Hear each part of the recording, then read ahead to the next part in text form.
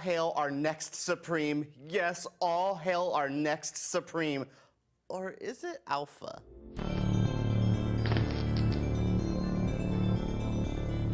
Hey guys, welcome back to my channel. My name's EJ Marino, and this is About Last Night, the show where I talk about the movie I saw last night.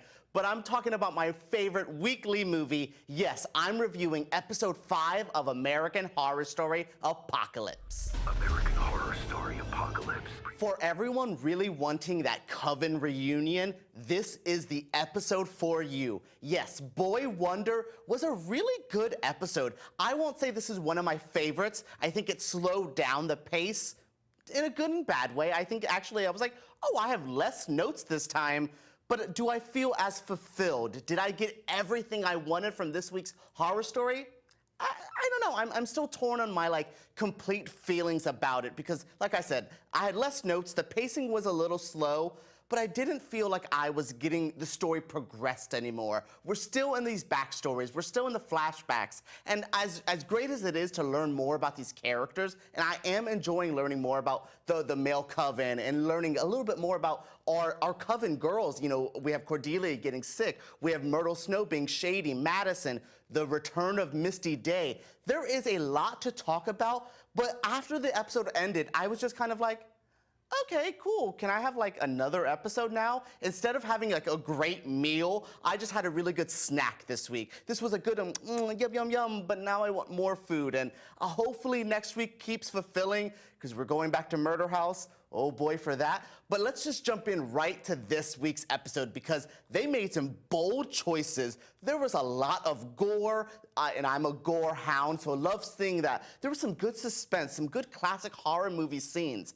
I liked a lot in this episode, but as I said, I just didn't get everything I needed. What I didn't know I needed was a great opener like this one. I really liked going into Cordelia's premonition or dream or nightmare. I don't really know what exactly that was that Cordelia saw because in our current timeline, she's still alive, so maybe she might lose a couple of the other girls, but it's interesting that she felt that was gonna happen, and even now we're in the future, that's not exactly what happened, or maybe it is. I don't know. I'm curious. That intro was bold. There was the great zombie kills or the great mutated kills with them just biting at Cordelia, and then she saw the white-faced demon, which is Michael. We've seen that white-faced demon before when he first encountered Mallory and, she came at him and he came at her. We saw that face. We saw the true Langdon. We saw the evil that's there.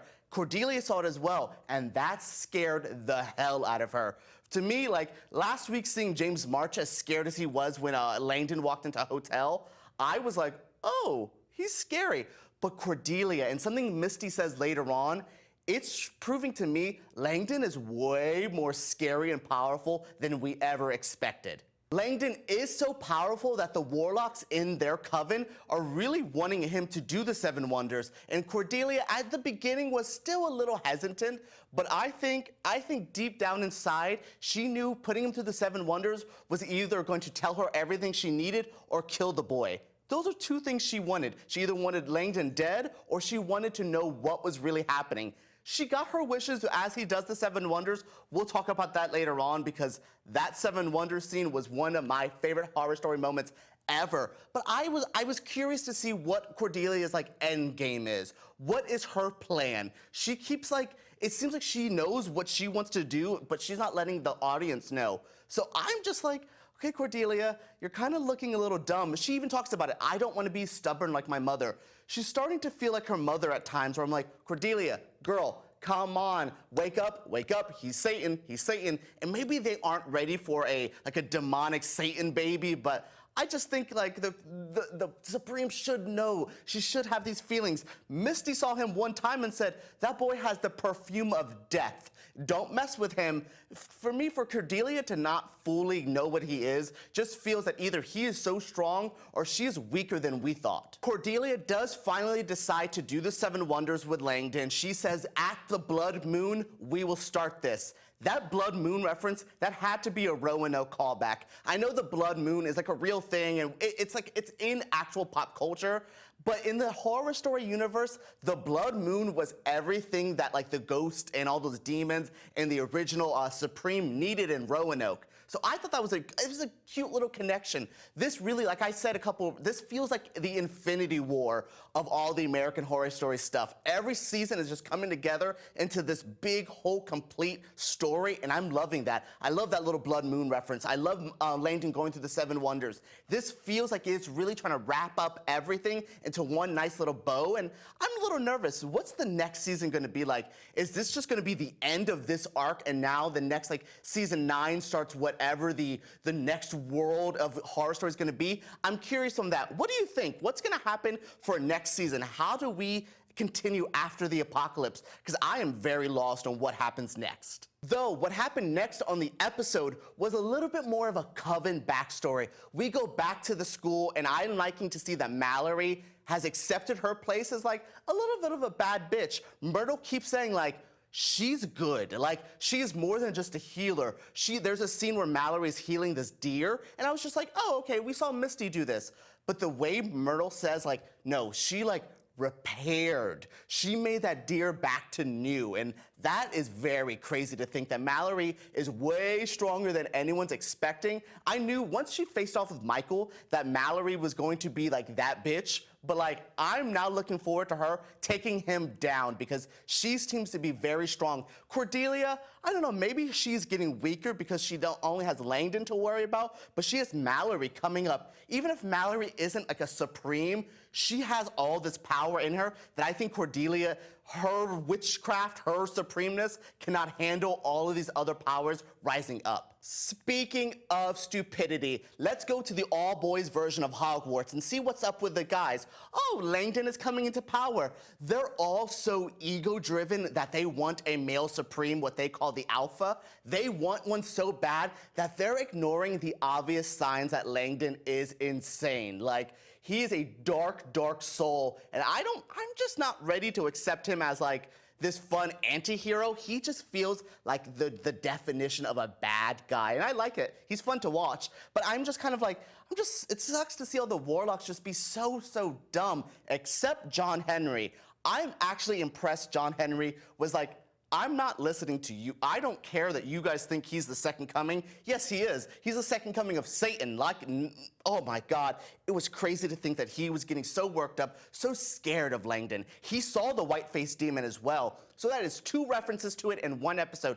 3 times all season. We saw him once with Mallory. We saw him in the Cordelia premonition. And then he showed his true self to John Henry.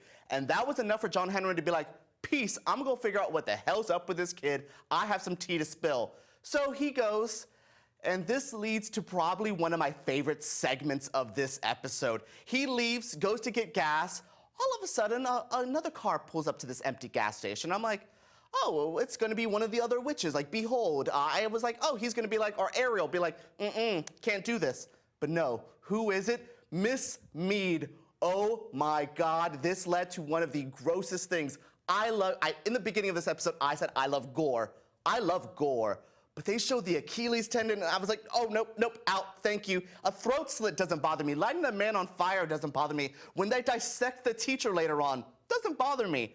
But the Achilles tendon, Miss Mead really, once again, they're trying to get me scared and get me into these villains, because as soon as she cut the ankles, I was like, ooh, Miss Mead, I don't like you anymore. I'm not a fan, but I actually liked to see that was such an old school horror moment. That was suspense, gore, actual terror, some badass villainy. Seeing just Kathy Bates as an actress stand above somebody and like deliver lines and be like, I just was like, it just threw me back to Misery. And I love seeing Kathy Bates in this role. Even though I'm upset her character slit someone's ankles, I was just happy to see her actually have a real horrific moment.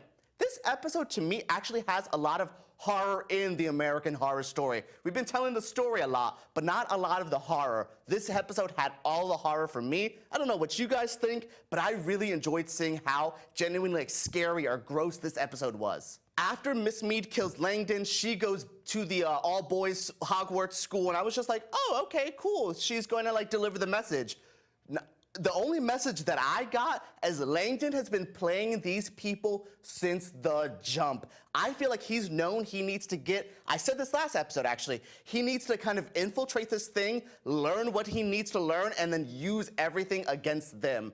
That is so scary to see someone just manipulate a system like this. Like I said, this is like an insanely racist person or a really corrupt serial killer going into the police force, learning what he can do. Actually, a fun example, the show Dexter.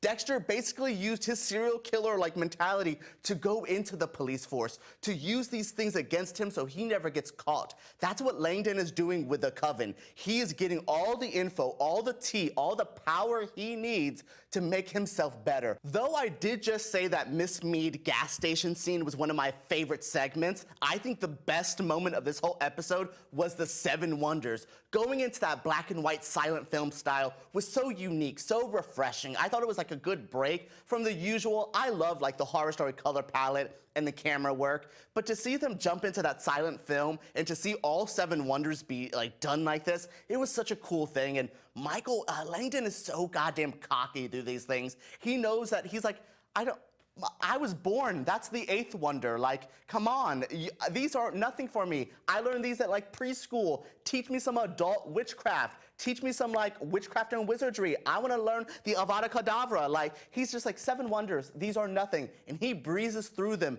so easy. Like, seeing Cordelia just be like, holy shit. By the time he got to the Seven Wonders, Cordelia was like, I have to have a game plan. So here's my game plan. You're gonna have to go get Misty Day from hell. Oh, Langdon's like, I got two people out of hell. That's why I was like, Cordelia, like, he pulled Queenie and Madison. Just because Misty did it during the Seven Wonders, and I was just like, what does that matter? You know he's powerful. Look what he did. I know she wanted Misty back to kind of like grow her army and make sure she has the team she needs, but I just still felt like you're just allowing him to go to hell where he has like an entry key card. He's just like, swipe, I'm in hell. I just was like, Cordelia, this isn't great. You should have left her there. That's only gonna make him more cocky. I think that's what's gonna maybe be the downfall of Langdon, is he's so cocky, but you know, he has a reason. He did all the Seven Wonders, he went to hell, got 3 people out of hell. What more does Cordelia want? Like, he was the supreme by the time he walked up the last episode. I was just like, oh God. But Langdon going to hell actually had one of the coolest moments. I hated seeing Misty's hell where she has to constantly like kill the frog, bring it back to life, kill the frog. That was so sad. But when Langdon comes up with that scalpel and just like dissects her teacher and the guts spill out, I was like, that was gory, yes. And then all of a sudden all the other classmates are like, and I was like, what the hell? That was like a true horror moment. Very Amityville horror, very like Exorcist. I really liked that moment. It was genuinely creepy. And that's what I needed from this episode, the horror, the creepiness, the suspense. I got that all here. But to see all of those guys just like talking and Misty's like, I couldn't understand them, but he could. And like Cordelia's like, he was speaking to evil. Yeah, his dad was like leaving him a message and being like, yeah, you could take her, but like, you're gonna have to like clean your room. Like, I know it's hell and everything's messy, but gotta clean up. That's what I think the trade-off was, because what does Langdon have to offer that Satan would, like, he can't sell his soul, he doesn't have one. I think Misty says like his soul is like, she smelt rotting evil before and he is darker. As I said, she said he smells like death. That is so scary. If Misty, Cordelia, James March, all of these people just feel the evil radiating off him, that is scary and just proves Langdon is not the one to mess with. As a prize to get out of hell, Cordelia brings Stevie Nicks, and then we pause the whole episode for a Stevie Nicks music video. I was like, okay. Maybe I like Stevie Nicks. She's fine. I love to listen to her songs and twirl around, that's cool. But maybe she's not my pick. A lot of people would be like, oh, you would pick Gaga to sing your like Seven Wonder song. No, it's gonna be Miss Whitney. Miss Whitney is going to send me off into that beauty, and that's who I would pick. I know, actually, let me know down in the comments below. If you just did the Seven Wonders, you are like the bad witch on the block, who would be your musical guest? Who would you come sing you into your new reign? Because I like that, like Langdon was like, I don't like this song, Stevie. I don't want to hear it. Play Edge of 17. That's what I just kept feeling like, where he's just like, the song's boring. I need to ascend to my evil self. Like, I was just like, the whole Stevie Nicks thing, I was like, cool, you're here, you sound great, you look great. But why? Because here's my issue with why I didn't love the Stevie Nicks moment. It didn't advance any of the plot. We got a great moment with Misty. I did think Misty was gonna die. I think she was gonna be like, look, I got you out of hell, but I don't belong to be alive. Let me go back to heaven now. So I thought like Stevie Nicks was gonna do that. No, they just embraced it, had a cute moment. Not gonna shade the cute moment, but nothing happened plot-wise until the song was done. And then I got the moment a team up I was not expecting. So Cordelia pulls Madison aside and says, I have a mission for you. We're gonna need to dig up some info on Langdon. I have a place for you to go. Then all of a sudden, Billy Porter's Behold character comes in and says, eavesdropping is something I'm good at, so tell me what's going on. I don't trust him. Behold kind of was angry at John Henry earlier, before John Henry died. He was just like, no, you don't trust Langdon because you're jealous, blah, blah, blah. But once John Henry just poofed away, I think Behold he wised up a little bit and was like, okay, something's up. So he decides to team up with Cordelia and Madison. Oh my God, Behold and Madison going to Murder House. Yes, that's Cordelia's plan. She knows a little bit about him, so she's sending Madison and Behold to Murder House to dig up all the info. So yes, next week is the return to Murder House. Oh boy, I can't wait. Jessica Lange, oh my God, Evan Peters, Taissa Farmiga. There is so much to dive into when we get to Murder House. I'm a little done with these flashbacks. After this return to Murder House, we should go back to the new timeline, the current timeline, because these flashbacks are just like, to me, like kind of losing the momentum a little bit. I'm still enjoying it. The Coven reunion's fine. These episodes are great, but I'm just like, I want to advance the story more and not just kind of fill in notebooks that I could have just either implied by myself or just be like, I don't need to see all of that. I guess that's cool. Like I said, going to Murder House is cool, but for the sake of like stopping the story to go to Murder House, it just feels a little odd. I said it last week, I wish we would have started at the beginning. I wish we would have started with this Cordelia and the Langdon drama and then go to the end of the world. A traditional storytelling would have been fine for this kind of season. There was a lot happening, so to throw this like pause, now here's the beginning and then we'll go up to catch where we are, it just feels odd. It just feels unneeded. Thank you again for tuning into this episode. What did you think of episode 5, The Boy Wonder? Like I said, I enjoyed it. I have my issues, but I want to know what you thought. Let me know down in the comments below. Are you excited to go to Murder House? Are you excited to see Jessica Lange return? What are your feelings about the season, this episode, the next episode? I'm really excited to talk with you guys. I'm loving all the comments I'm getting. It is so fun to just sit here and dive into Horror Story with you guys. It's my favorite thing to do. I hope you guys are enjoying it. So if you are, make sure you give me a thumbs up. Please subscribe to my channel and leave me a comment. Those mean the most to me. So comment, subscribe, like, all those YouTube things. And thank you again for tuning in to About Last Night.